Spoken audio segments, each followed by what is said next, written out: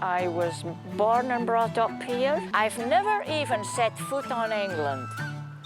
And I don't want to go abroad. I have no desire to leave here. I'm so happy. Oh, yes. Pearl Young is a crofter, proudly rooted in past, forever thankful of what this land provides. Here, come on. Over this way. If you're going to be a pest, get out. I always talk to them. I don't know whether they understand me or not. Born and raised in Shetland, she's still going strong at a sprightly 75. There's a few eggs today. There's a green one, that's from the Shetland hen. They're very good. I suppose Shetland is special to me because I was born and brought up here. As long as my feet was on Shetland, that was all that mattered to me. I've never even set foot on England. And I don't want to go abroad. I have no desire to leave here. I'm so happy. Oh, yes. Born into a long line of crofting families, Pearl's no stranger to hard graft. My typical day would be get up in the morning and the first I would do would be to stoke the fire and get peats in the Rayburn and get it going and fill the kettle with water, have our breakfast, go and milk the goats and come back and strain the milk. So I put it through the strainer and depending on the weather, we might be hoeing the cabbages and the vegetables. There's just ever so many jobs we could be doing. Today is our last day of visitors for the season. I'm happy that we've got the island to ourselves for a month, which is lovely. But it's nice having visitors over because it's just the two of us out here. The two of us is Jen and her fellow warden, Sally Ray. Originally from Newcastle, this is Sally's third season on Nos. It is totally different. It's a bit of a slower way of life up here. I've probably got quite a few friends that probably do think it's a bit mental, but then they see like my really good Instagram posts because it's so beautiful here. They're here from April to September to help tourists, keep an eye on the wildlife, and make sure those two worlds rub along just fine. But they don't just work together on the island. They both live here too. Rabbits got in again. I don't know how it's getting in.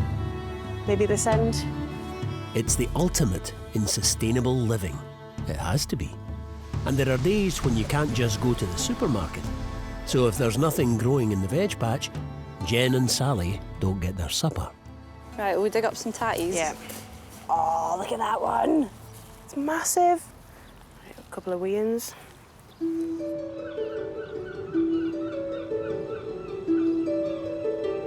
It's all right. Yeah, not bad. It's got a sad end though. The reason we started growing stuff out here was just to try and reduce plastic waste. And also it meant that we had fresh stuff. And also having the tatties here in the autumn months when you can't get off as easily, it's a great backup source of food as well. Living like this, it's quite rewarding. I'd never grown vegetables before. And I remember first season when we grew tatties, when we pulled them up, we were basically both like screaming in delight because we were like very pleasantly surprised that we'd managed to grow them. Home on the island is this 17th century crofter's house. Well, I'm not sure that's going to make much of a dinner. This is a truly off-grid existence. Water comes from a spring-fed well. There's no mains gas, and the only electricity comes from a solar panel. We don't have enough water or energy supply out here to run a washing machine, so we can't wash our clothes out here, so we'll take our dirty laundry off. The shower out here is quite basic as well, so there's a nice shower that we can use at the office in Lerwick as well, so we don't shower a lot out here. The sea provides a natural way to bathe when the shower runs dry. Jen and Sally's main job is to monitor the seabirds on one of the most important colonies in Shetland.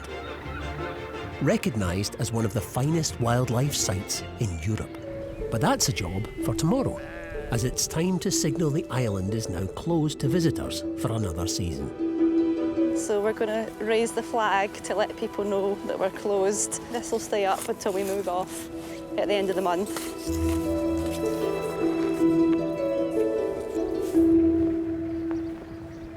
Today, Pearl's in her element. It's bucketing down, but that doesn't matter.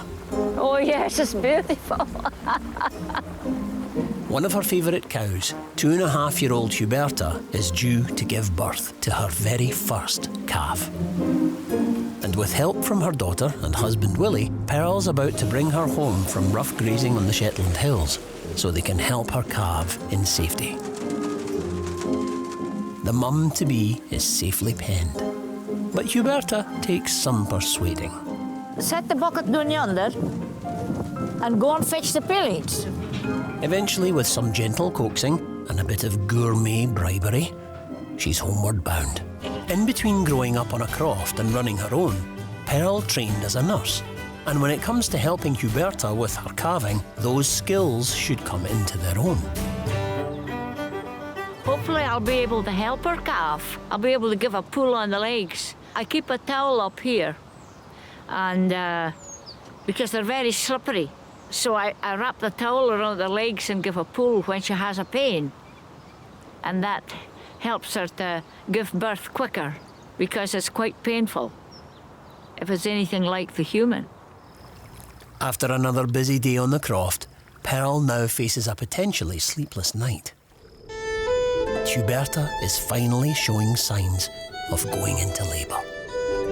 She will calve tonight sometime, but when, I don't know. I can do it on my own. I was a midwife. This is all about crofting. You have the cow and she gives you milk and gives you beef if you have a bull calf, and you get the manure to put on the land to grow the crops. That's what crofting is all about. It's some time before Huberta decides the time is right. And Pearl too must keep busy and bide her time. They say, how long is a piece of string?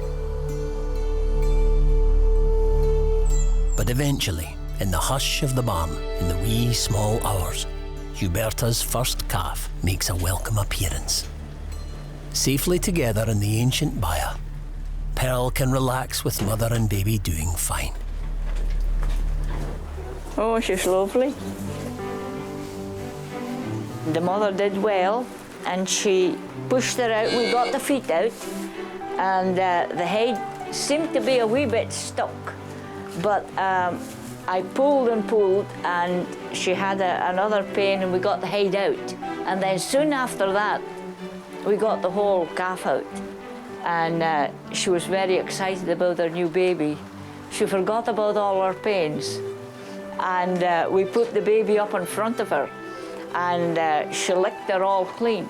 She's a very good mum. I'm looking forward to her being a really good mum and a good cow for us. A fresh start in an age-old story. And for Pearl, the joy of knowing her beloved ancient crofting tradition still has plenty of life in it yet.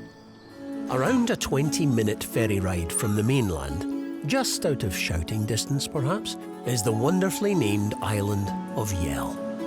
It's Shetland's second largest island after the mainland. And because most places in Yell are at least an hour-and-a-half's round trip to the nearest supermarket, people like green-fingered John Irvin try their very best to be self-sufficient. It's not every day you can get to a supermarket when you're in an island. And I mean, we kind of use our vegetable plot like a ladder. When we need some carrots, we go down and pick some carrots. It's good having your access to your own vegetables, and it's nice to have good quality vegetables. Oh, I think we might make soup tonight for tea. But before John and wife Annette can enjoy their broth, they have a super-sized task on their hands. Inside their hybrid greenhouse polytunnel, a Shetland invention to withstand high winds, is a giant pumpkin. It's a big boy. And with the Yell Agricultural Show coming up, they're hoping they could be on to a winner. So Reuben, my youngest son, just decided that he fancied growing a big pumpkin, so we planted a few seeds. And this was the nicest plant that we planted in here, and it's just grown to be huge. It's so heavy that we thought that when it started to grow and get bigger, it would tear the plant down and probably fall on the floor. So I'm not sure how we're going to get it out of the hammock, but we'll think of something. With the show kicking off tomorrow, this pampered pumpkin's life is now hanging in the balance. We've got to untie the hammock. He's not very good at untying knots, so... I'm very good at tying them either. Free. Excellent. I wouldn't like to have to carry that very far. Can I try them? Oh, no, I can't lift them. I really can't lift them. Fantastic. Show day on Yell. The vast array of Shetland's veg is being judged. Obviously a different type of marrow. And John is hoping his family's giant pumpkin will scoop the top prize. But until the results are in, he and his wife Annette have an anxious wait outside. A lot of the other produce looked really good as well, so I think there's definite competition. We were thinking it would be funny this morning if we turned up and there was a bigger pumpkin sitting next to it. Size is impressive, but of course size isn't everything, Yeah, so what can we say? I think it'll be quite tight.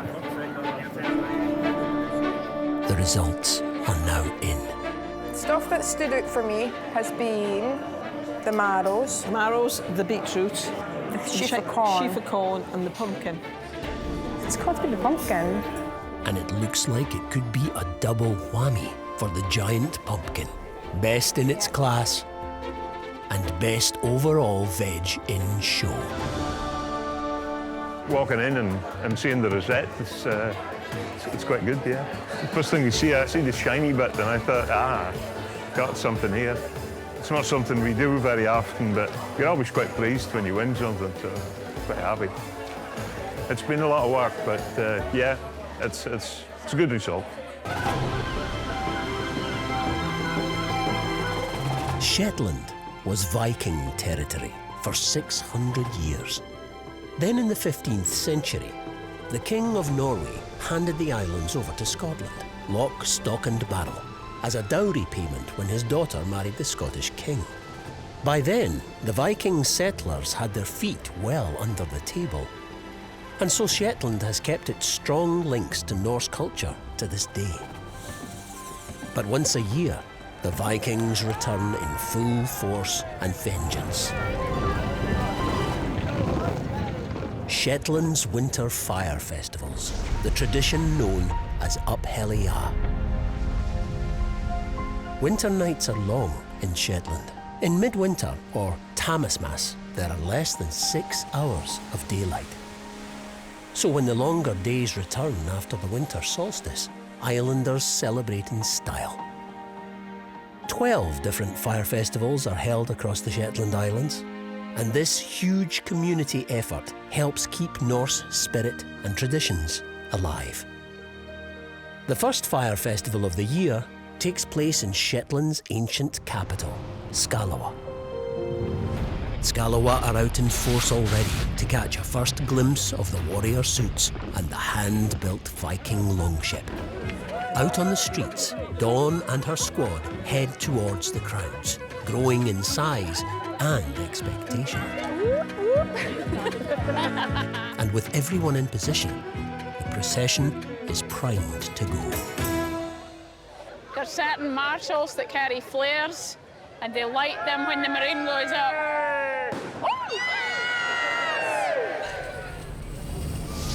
It's the start of a blazing spectacle.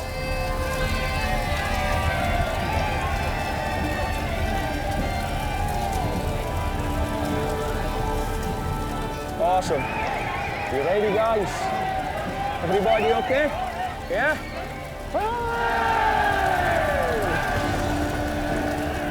And time to forge a host of golden memories under the starlit Helly Aa sky. Excellent. It's brilliant to look back and see everybody follow us. Lucky for me. Once in a lifetime chance. Pretty windy tonight. With hundreds of torches soaked in paraffin, providing warmth as well as light, the 200-strong procession snakes its way through Helly Aa's streets towards the waterfront. Steeped in his history, both man and boy, this day as the festival figurehead is the stuff of Shetland dreams for JR. It's an honour to do it. I'm just thankful my squad let me do it. You do it so folk can come and watch, and the youngsters can look at it and think, yeah, we want to do it. It doesn't matter wind or rain, they're always a crowd and they're always here, and that's what it's about. Once at the waterfront, the last act of this dramatic ritual draws near. 3 cheers for the galley builders! Hip hip! The Longa Riva is set ablaze with scores of torches. Dispatched in true Viking tradition.